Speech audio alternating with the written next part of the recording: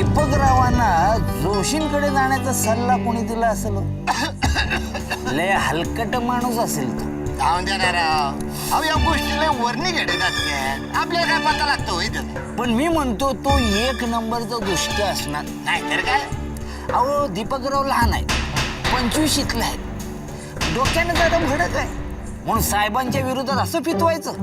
अहो चिमणराव म्हणजे लय मोठा माणूस. जाऊन देणार अहो आपल्या भागाचं सोनं केलंय त्याने, सोनं. पण जाऊ देणार परत परत ते विषय काय करताय तुम्ही राव. अहो आपण म्हणतो तो विषय कशाला काढायचं, पण चिमणराव मात्र त्याचा शोध घेत आहेत. अहो चमचेगिरी करून 2 पैसे मिळवणं आपल्याला मान्य आहे, पण का असं वागायचं? जाऊन द्या राव, मी बी लय विचार करतो बघायला. काय कळत नाही मला.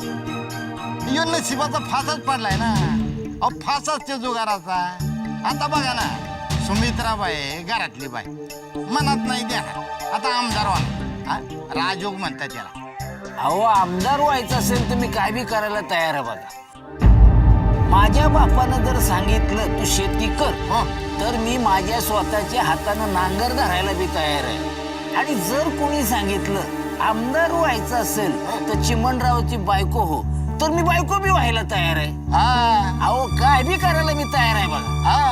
म्हणजे तुझ्या मनाचा विश्वास असा वाटला असता की आमदार होण्यासाठी तू तुझ्या बापाचा विश्वास मोडून त्या जोशीचा विश्वास धर, तर तू काय केलं असतं? गेलो असतो जोशीकडे. म्हणजे दीपकनी केलं ते चूक आणि तू केलं ते बरोबर नाही. तसं नाही रे बाबा. नाही का तसंच असतं माणसाचं. आपल्या दोघाला इथं फटक्या मारायला देवाने पाठवलंय ना, म्हणून आपण म्हणतो मी बापाचा विश्वास मोडला नसता. चिमणराव त्या पोटी जर आपण जन्माला आलो असतो तर त्याला आपण बाप म्हणला असतो काय. त्याने आपल्याला आमदारकी दिली असती. ते एवढा मोठा मंत्री झालाय आणि साधा आम्हाला आमदार करत नाही काय, असं बी म्हणलो असतो आपण. आता सुमित्राबाईंची सुद्धा अशीच अवस्था होती. आमदार झाले म्हणजे आपल्या नशिबाचा खेळ असं वाटणार. आणि चिमणराव म्हणजे निमित्त आपण आमदार व्हायला. ती माऊली कशाला असं वाटून घेईल?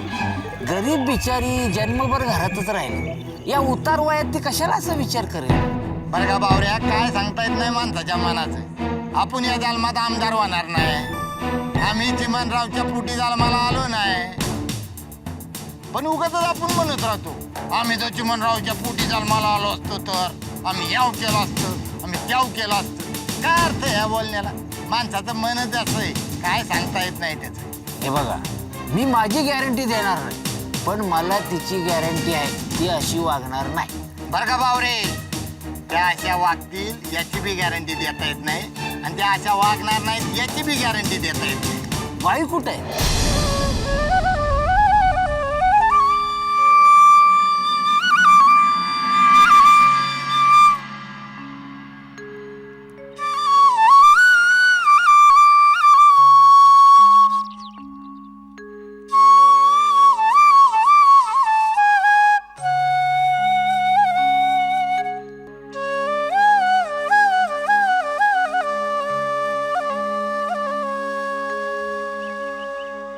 आई काय मागितलं देवाकडे?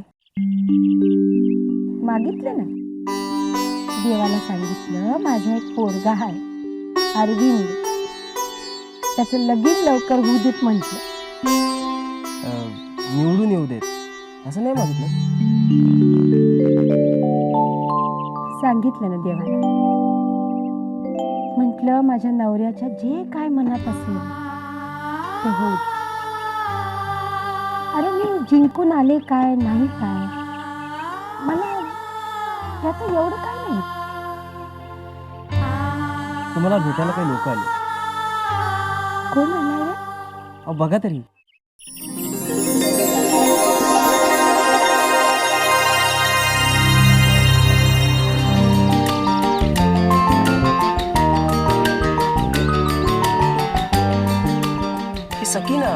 सकीना चाऊस आपल्या शाळेत होती, आता लॉयर झाली आहे. सकीना चाऊस? अगं युसुफ चाचाची पोरगी का ग तू? जी नमस्कार. तुझी आई आणि मी एका गावच्या एका शाळेत होतो आम्ही. केवढी मोठी झाली सगळं. एवढीशी होती तुला पाहिली तेव्हा. कुठून लॉयर झालीस तू? मुंबई विद्यापीठातून. मुंबईला होतीस इतकी वर्ष? अगो बाई, मग भेटली का नाहीस ग? आली का नाहीस घराला? जी, तसं काही निमित्तच नाही झालं बघा. दीपा आणि सकीना खूप चांगल्या मैत्रिणी आहेत. तरीच अरे, दीपा सांगत होती मला गावची एक पोरगी लॉयर होती म्हणून. ती ही होय सकीना आपली. आत्ता वाटतंय बघ, बरं झालं मी उभी राहिले ते. आपल्या गावचे विद्यार्थी तरी भेटायला लागले मला.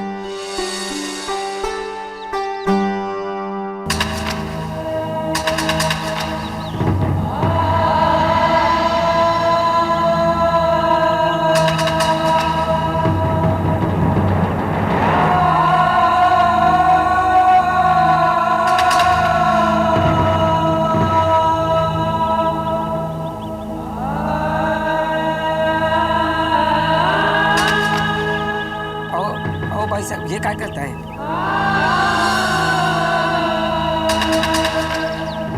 प्रचाराचा नारळ फोडतो.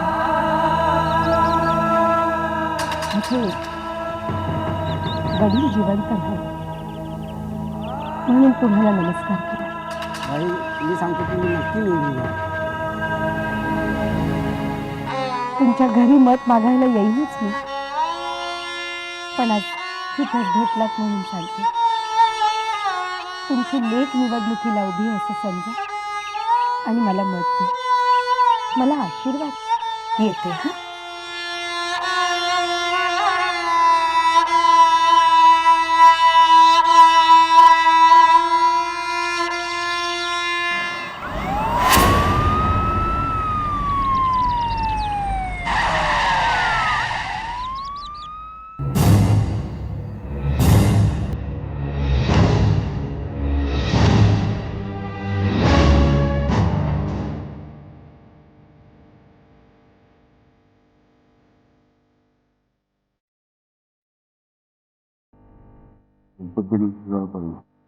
फार उंची माणूस आहे. आपल्या भागातलाच आहे, पण आपली सिस्टीम फार बिघडवून टाकणार.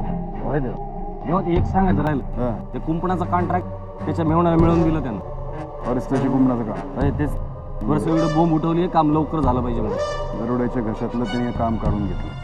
आता बघतो ना कसं करतो. नरवडे आपला माणूस आहे, त्याचं काम मारलं याने. जर आपण आपल्या कार्यकर्त्याची बाजू नाही घेऊ शकलो तर पाठिंबा मागायला कुठल्या तोंडानं जायचं आपण?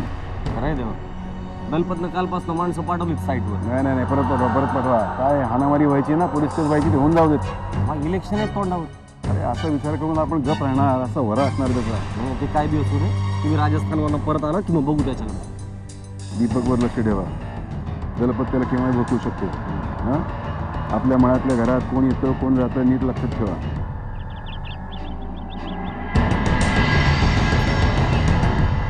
हॅलो, हा मी बोलतो. बोला. काय नाही, आम्हाला राजस्थानला पाठवत आहे. हो नाही, जायला लागणार. अहो मुख्यमंत्र्यांनी नाव सुचवलं दिल्लीला. अहो पण नाही, जायला लागणार. आत्ताच आपल्या प्रचाराला सुरुवात होती आणि आत्ताच जायला हवं. हां, त्याला काही विलाज नाही. हे बघा, पत्रावा आहे तिकडे. हां, त्यांना विचारल्याशिवाय काय करायचं नाही. हां, लोक काय बे बोलतील, पण आश्वासन देऊ नका. लक्ष देते, लक्ष घालते, इतपतच बोलायचं नाही. काय होतं, आपण प्रचाराच्या भरामध्ये काही वेळा बोलून बसतो, आश्वासन देतो आणि नंतर त्रास होतो त्याचा. हे बघा, आपल्या पक्षाचे नेते येतील प्रचाराला, त्यांच्याशी तेवढं बोलायचं. मला तोंड घाशी पडायचा प्रयत्न असेल त्यांचा. अहो मला काय करायचंय जास्त बोलून त्यांच्याशी? मला काही कळतंय काय राजकारण काय ते? खरं सांगू, मला अजिबात रस नाही या राजकारणात. माझा फक्त एकच फायदा झालाय बघा, मला फिरायला मिळतं मनसोक्त. काहीतरी दीपक झाल्यापासून मी आपली घरात या निमित्तानं जरा फिरून घेणारे मी. आज इकडं तर उद्या तिकडं. तुम्ही स्वतःची काळजी घ्या. हं? प्रवास जपून करा. हा ठेवतो. गणपतराव, आपल्या जवळच धोके खूप आहेत. ते ओळखून समजून काम करा.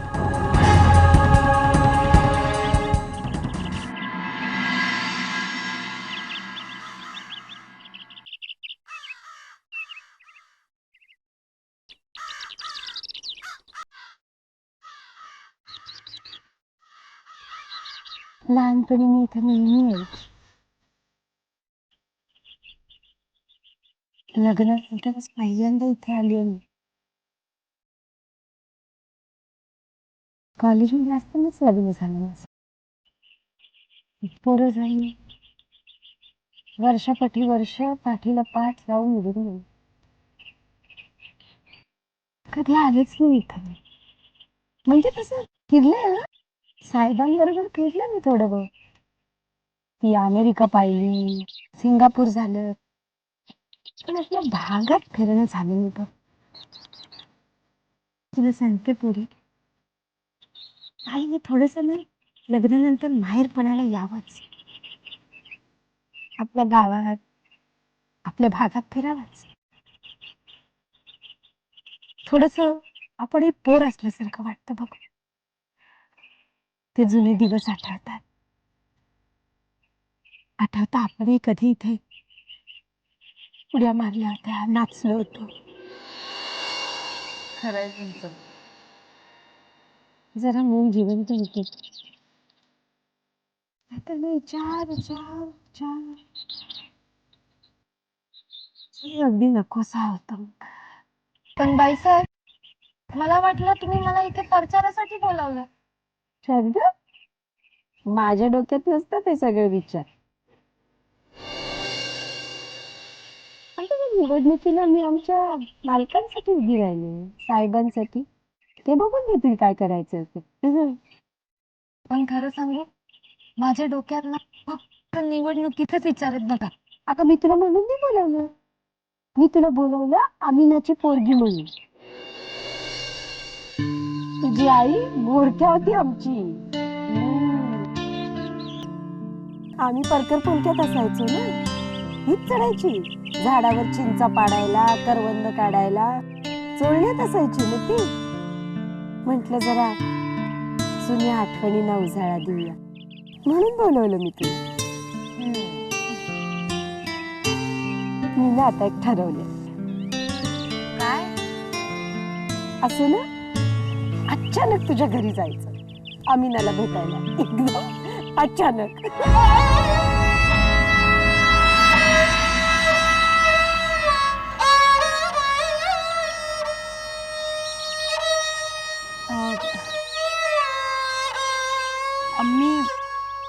अम्मी नाही. म्हणजे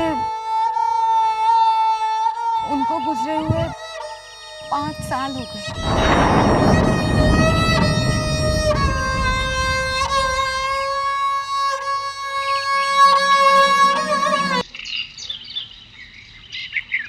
गंगापूर विधानसभा मतदारसंघाच्या लोक विकास पक्षाच्या उमेदवार श्रीमती सुमित्रा चिमणराव जाधव यांना प्रचंड बहुमताने विजय करा.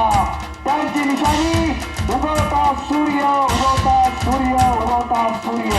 काही नाही अक्का, विचार करा पक्का आणि उगवता सूर्यावरच मारा शिक्का. विचार करा आणि उगवता सूर्याला मत द्या. येत्या 6 महिन्यात आपल्या मतदारसंघातील मुख्यमंत्री हवा असेल तर सुमित्रा चिमणराव जाधव यांना प्रचंड बहुमताने विजय करा. त्यांची निशाणी उगवता सूर्य, उगवता सूर्य, उगवता सूर्य.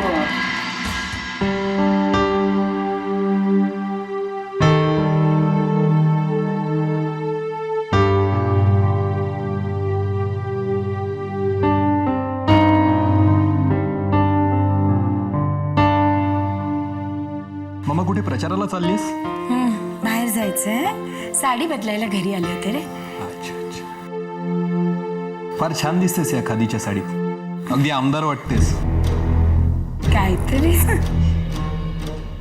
तुझ्या प्रचाराचं सामान बघायला गेलो होतो. मग फोटो पाहिले बॅनरवरचे तुझे आणि पप्पांचे. पप्पांचा फोटो मोठा, तुझा छोटा. राजकीय गणित असतात ती. दुपारपासून रिक्षा फिरायला लागल्यात प्रचाराच्या. सुमित्रा चिमणराव जाधव यांनाच बहुमताने निवडून द्या. चिमणराव जाधव या शब्दावर जोर. आणि सुमित्रा तोंडातल्या तोंडात.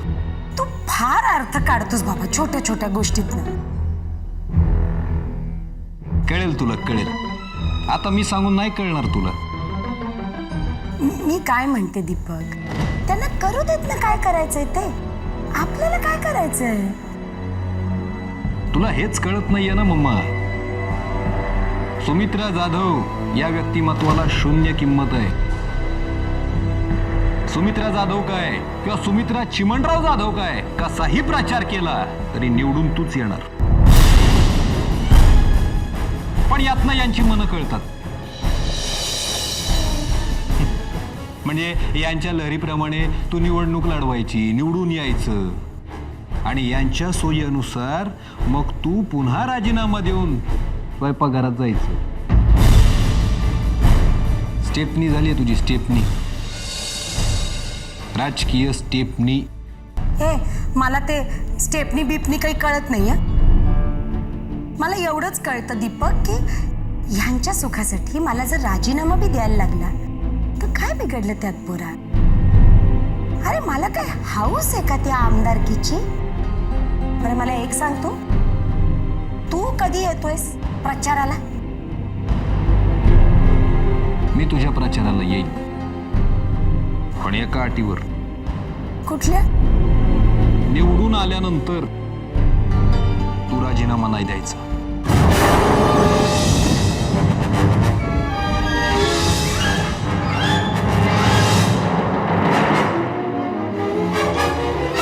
अरे असं कसं करता येईल मला?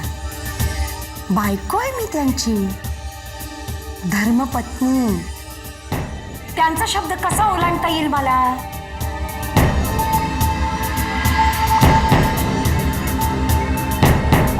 मग मला तुझा प्रचार नाही करता येणार. तू असं का वागतोस अरे? मला वाटतं आपण या विषयावर पहिल्यांदा बोललोय.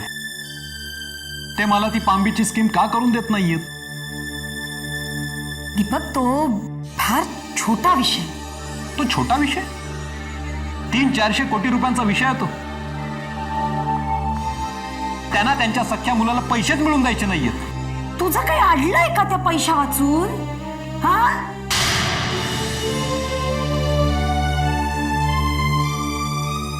आता असं बोलणाऱ्या बाईला मी काय बोलणार मम्मा? तुला काय वाटेल ते तू कर, पण एक गोष्ट लक्षात ठेव, हा माणूस फक्त स्वतःचाच विचार करतो आणि फार फार डेंजरस आहे.